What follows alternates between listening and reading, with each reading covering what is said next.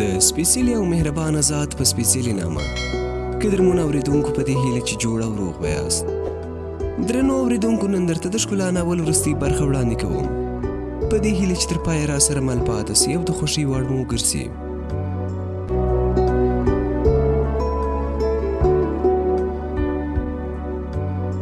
داستان یو ځل بیا وژړولم. په ذهن کې مې ډول ډول خیالونه روان وو. ټوله نړۍ راباندې وڅرخېده او هر څه راته تاته او تیاره ښکارېدل. پاڼې مې ټولې کړې او یوې خواته مې وغورځولې.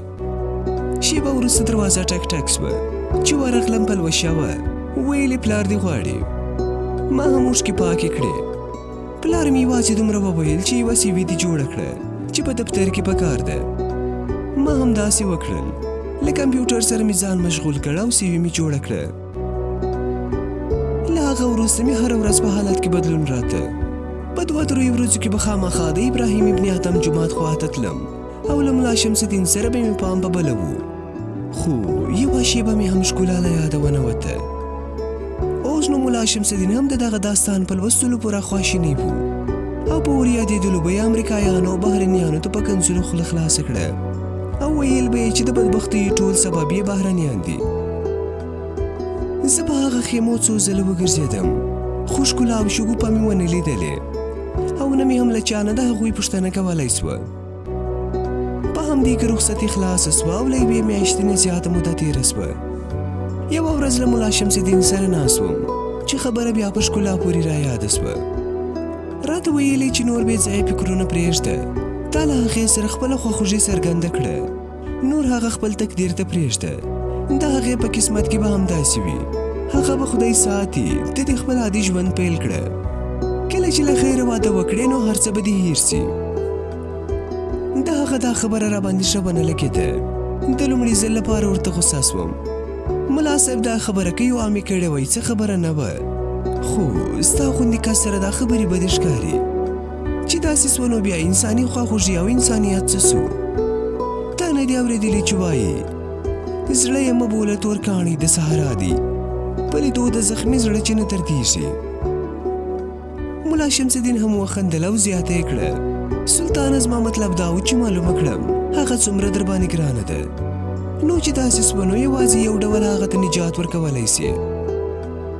ورته ومې ویل څنګه؟ هغه داسې چې ښکلا د خپل ژوند ملګری کړې او د هغه لپاره مرستندوی سي. ستا له خبرو ښکاري چې هغه هم ښکلې ده او هم ځوانه، یوازې غربت او بېکسۍ دې حالت ته راوستې. ظاهرا دا خبره راباندې ښه ونه لګېده، خو چې سوچ مې وکړ له دې نه پرته زما سره هم بله لار نه وه. ماپښین دواړه له جوماته ووتو. د خیمو په خوا مو ورو ورو قدم وهل پیل کړه او د دې کار په امکاناتو مو خبرې کولې. ملا شمس الدین ویل چې په دې کې هیڅ عیب نشته، د ثواب کار دی، خو ستونزه دلته ده چې اوس د هغې درک نشته. یوازې یو دردونکی داستان یې درکړي او نوره پته یې نه لګېږي. بله دا چې ستا د پلار راضي کول هم آسان کار نه دی. هغه به د وخته ستا لپاره کومه بله نجلۍ د ژوند د ملګري په توګه ټاکلې وي. د یوې میاشتې په اوږدو کې بله کیسه دا هم سوې وه چې پلوشې ته هماغه پاڼې لاسته ورغلې وې او کله چې به زه په پوهنتون کې وم نو مور ته به مې ویلې او ټولو به ورته اوښکې تویولې. یو ماښام چې کور ته ورننوتم ګورم چې پاڼې د پلوشې په لاس کې دي او هغوی ته یې لولې. زما په لیدو یې رنګونو بدلون وکړ، خو ما هیڅ هم ورته ونه ویل. ځان مې غلی کړ او اجازه مې ورکړه چې داستان ته ادامه ورکړي. وروستۍ برخه یې چې لوسته نو ما هم ورسره وژړل. مور مې په سلګو کې راته وویل چې که دغه نجلۍ را پیدا کړې نو زه به په کور کې ځای ورکړم. د مور مهربانۍ نور هم زه ډاډه کړم. باید ووایم چې ما د ملا شمس الدین خبره منلې وه او فیصله مې کړې وه چې له ښکلا سره په واده کولو نور هغه وړوکې شګوفه له دغه بدمرغۍ ژغورم. خو په مخکې لا هم خنډونه وو او د پلار نه وېرېدم. هغه ته معلومه وه چې په کلي کې د تره لور ښکلا سره مینه لرم. ممکن نو زما واده به یې د دومره دښمنۍ سربیره ورسره کړې وای، ځکه هغه د مینې مخالف نه و. خو د یوې پردیسۍ نجلۍ سره په واده کولو چې څوک ونه لري د هغه راضي کول راته ګران کار و. ښه مې وبلله چې لومړۍ خبره د مور سره شریکه کړم. همداسې مې وکړل. مور مې په لومړي غبرګون کې راته په غوسه سوه بدې ردې یې راته وویلې. خو وروستی چې زما پریشاني او خفګان ولیده په حالت کې یو څه بدلون راغلی. راته ویلې چې دا همدغې نجلۍ درک ولګوه. زه یو ځل ګورم که مې خوښه سوه بیا به کوښښ وکړم چې پلار دې راضي کړم. د راتلونکي جمعې په ورځ مې خبره د ملا شمس الدین سره د جمعې د لمانځه وروسته شریکه کړه. هغه هم خوښ سو. له لمانځه وروسته په ګډه د هغه خیمو په خوا ورغلو چې همدغه مهال پکې دغه کډوال اوسېدل. له څو خیمو اخوا ورتېر سو چې یو سپین ږیری په مخه راغلی. سلام مو پرې واچوه او بیا مو څنګ ته کړ. ملا شمس الدین ورته د ښکلا ځانګړتیاوې وویلې او د هغې پوښتنه یې ورڅخه وکړه. سپین ږیري لږ فکر وکړ او بیا یې ځواب راکړ. د ګوربتاکه انګور یادوې؟ هغه پیژنم، ډېره شریفه نجلۍ ده. پخوا یې ډېر در په دره ژوند درلودي. اوس موسسې ورته 2-3 کوټې جوړې کړي دي او هلته وړاندې په یوه خیمه کې زموږ ماشومانو ته درس وایي. فکر کوم تاسې هم موسسې والا یاست. ما د هو ځواب ورکړ او د مننې په ویلو د هماغه 2-3 کوټو خواته ورغلو. له وړاندې نه د ماشومانو اوازونه راتلل چې په لوړ اواز یې سبق ویلي. خو چې ورنږدې کېدلو د زړه درزا مې نوره زیاتېدله. اجازه مو وغوښته او ملا شمس الدین ور وړاندې سو. یو ځل بیا مې تر مړاو بړو لاندې د هغې په تورو او غټو حیاناکو سترګو سترګې ولګېدې. ښکلا کتاب په لاس کې نیولی و او ماشومانو ته یې سبق ویلي. د هغې په رنګ کې مې هم پوره بدلون حس کړ. د لیونۍ په څېر له ملا شمس الدین نه وړاندې راتېره سوه او ما ته یې سلام وکړ. نورې په رپېدونکو شونډو یوه خبر هم نه راتله. یوازې دومره یې راته وویل: پلار دې څنګه دی؟ هغه یو وخت ناروغه و. ما هم ترې مننه وکړه او د صحت ډاډ مې ورکړ. ورته ومې ویل شاګردان دې څنګه دي؟ ویل یې ښه دي، له لوست سره ډېره مینه لري. ته ګوره چې زموږ خواته بیخي راګوري هم نه. خبره مې ورپرې کړه. اخر تا غوندې ښوونکي لري. یو قدم شاته سوه او په ټیټ غږ یې وویل: هغه زما امانت دې څنګه کړ؟ زه لږ حیران سوم چې اخر دا زما سره کوم امانت لري. ورته ومې ویل: کوم امانت؟ په شونډو یې پیکه مسکا وغوړېده. ولې هغه پاڼې درته یادوم؟ ته هم لکه چې زما غوندې هیرجن سوي یې. په زړه کې مې یو ځل بیا د درد څپه تېره سوه. ورته ومې ویل: ښکلا وبخښه چې هغه مې رانه وړې. زه نه وم خبر چې تاسې دلته یاست. خو تا باید زه به دغه داستان دومره نوی ځورولی. هغه لږ جدي سوه. خو تا ویل چې غواړم ستا د ژوند په اړه معلومات ترلاسه کړم. همدا دې غوښتل. پام مې سو چې ملا شمس الدین مې تر څنګ ولاړ دی او د یو ماشوم نه دینې پوښتنې کوي او موږ هسې د توقع خلاف په خبرو کې دومره وړاندې تللي یو. ورته ومې ویل: وبخښه، دا زما ملګري ملا شمس الدین دی. په ابراهیم ابن ادم جومات کې امامت لري. مخ یې نور هم په پوړني کې پټ کړ. ویلې: هو پیژنم یې. هر وخت په لاسپیکر کې د هغه مسلې اورم. نام یې خدا ښه خوږ غږ لري. ډېر نیک انسان دی. یو څه غلی وه او په وارخطایي یې زیاته کړه. خو ومو نه ویل چې تاسو دلته څنګه؟ مخکې له دې چې خپله خبره بشپړه کړي زه یې په خبره کې ور ولوېدم. ملا صاحب غواړي ستا له وبخښه له ګوربتاکه سره وګوري. هغه چېرته دی؟ لږ جدي سوه. زما خو سر یادوې؟ دا ځل زما نه وړاندې ملا شمس الدین ځواب ورکړ: هو خورکي، هغه چېرته دی؟ وړاندې یې یوې خیمې ته ګوته ونیوه چې د تیږو او خوشتو یوه داره ورنتاوه او په رنګارنګ جنډو پوښل سوې وه. په هغه خیمه کې دی. خورکۍ لږ ناروغه دی. دا ماشومه به در سره لاړه سي. د ټولګي خواته په منډه لاړه.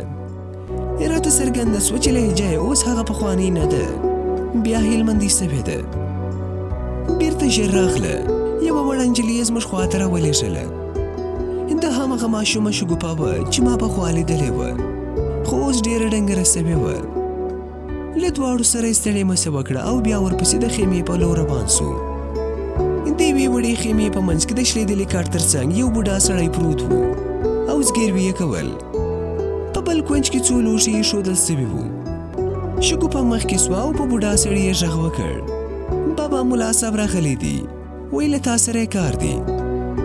ګوربتاکه په ځای کې په سختۍ سره راکښېنستی او زموږ خواته یې راوکتل. موږ په یوه خالي ځای کې چې زړه خو پاکه سترنج پرې غوړېدلې وه کښېناستو او د اوږدو خبرو حال و احوال ویلو وروسته ملا شمس الدین خبره ور یاده کړه. ګوربتاکه بې له دې چې څه ووایي د هغه لاس یې پوزې ته اوچت کړ، ښکل یې کړ او زیاته یې کړه. مولوي صاحب ته د خیر فرشته یې، دا خو به دې په ما ډېر لوی احسان کړی وي. زما هسې هم په دې نړۍ کې وروستۍ شپې او ورځې دي. ښکلا لور مې بله پناه نه لري. زه یې ګورم چې له همدې غمه هره ورځ او شپه تر سهاره پټې اوښکې تویوي. هغه ما ته وایي چې ستا ناروغي او زهیر حالت ته ژاړم، خو زه پوهېږم ځکه ما هم ځواني تېره کړې ده. د هغه سره د دې نصیحت هم د خپل عزت ویره ده. زه پوهېږم چې ښکلا لور مې له ما نه هم زیات له خپلې لور شګوفې او عزت سره مینه لري.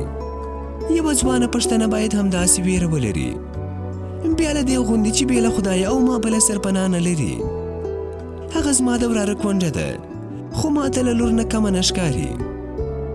زما د کورنۍ د ټولو غړو بېلتون زما ملا ته تل لپاره راماته کړې ده. که نن وي که سبا زه به په دې خاوره خپل آفتاب ختموم. لږ دمه سو، بیا یې خبرو ته دوام ورکړ. د ژوند ستونزو نور زما پوښتې ماتې کړي دي. یو چا چې ټول عمر په خانې کې تیر کړی وي او په دسترخوان یې د چمپکیران او ملنګان هر وخت راټول سوي وي، نو دا اوسنی د سوالګرۍ ژوند ورته بیا اجله مرګ دی. زه اوس د ځان لپاره نه یوازې د ښکلا لپاره اندېښنې کوم چې د یوې ځوانې او بې سرپناه سیاسري آینده به څنګه کیږي. هغه کونډه ده خو ځوانه نجلۍ ده. په سترګو کې اوښکې راډنډې سوې او له څه ځنډ وروسته یې بیا خبرو ته دوام ورکړ. زه نور هغه ستا په ځولۍ کې در اچوم. ملا شمس الدینه، ما ستا د فیض او برکت خبرې پخوا هم اورېدلې وې. زه خبرېدم چې څو ځله په جومات کې دې زموږ سره د مرستې غږ اوچت کړی دی. یو ځل بیا غلی سو، بیا یې زما خواته راوکتل او سترګې یې راغونډې کړې. بچې یې ته کټ مټ زما وراره سلطان ته ورته یې، لکه چې خدای تعالی مې سوالونه قبول کړل. تا په ما ډېر لوی احسان وکړ. ښکلا به ستا قربدانه نه بلکې ستا وینځه او غلامه به وي. هغه ډېره دردېدلې ده. هغې له دې نه پخوا هم څو ځله په خبرو کې ستا په اړه ماته ویلي وو، خو زه نه پوهېدم چې هغه ته یې. په همدې جریان کې یوه بله میاشت هم تېره سوه. مور مې یوه ورځ له پلوشې سره هلته ورغله. له ښکلا سره یې خبرې کړې وې. کله چې راغله نو د هغې د ښایست او مظلومیت داستانونه یې بیانول. پوره ورڅخه متاثره وه. هڅه مې دا وه چې پلار مې راسې کړي او ښکلا خپل کور ته راولي. مور مې پلار ته دا هم ویلي وو چې سلطان زوی مې له دې نجلۍ نه بغیر له بل چا سره واده نه کوي. دا خبره که هر چا ته وکړې چې یو د لوړو زده کړو خاوند ځوان دی، دی به همداسې سیالي خو کونډې سره د ژوند شریکولو ته غاړه کښېږدي، ورته عجبه به ښکاري.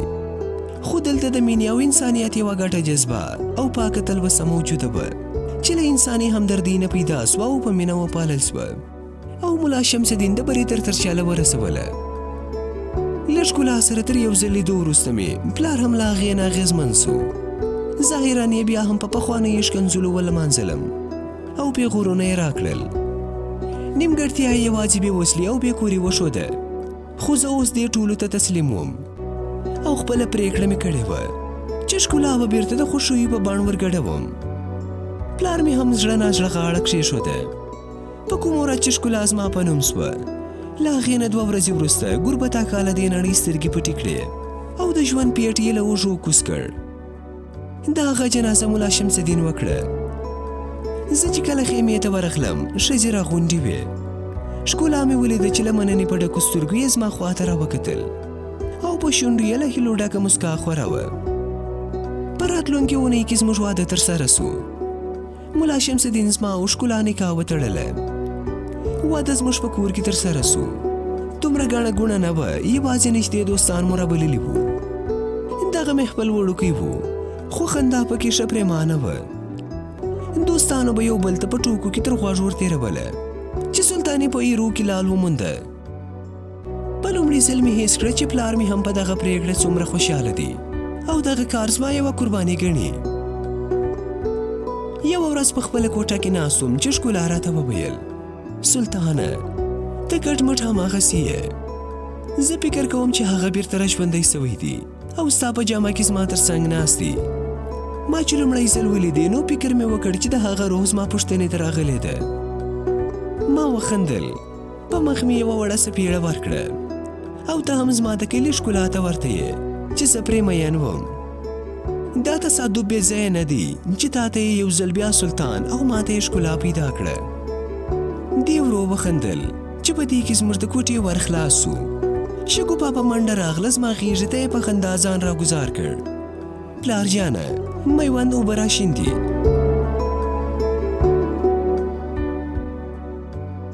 قدرمنو اورېدونکو، دا ناول پر همدې ځای پای ته ورسېدی، په دې هیله چې د خوښۍ وړ مو ګرځېدلی وي. تر بیا د الله په امان.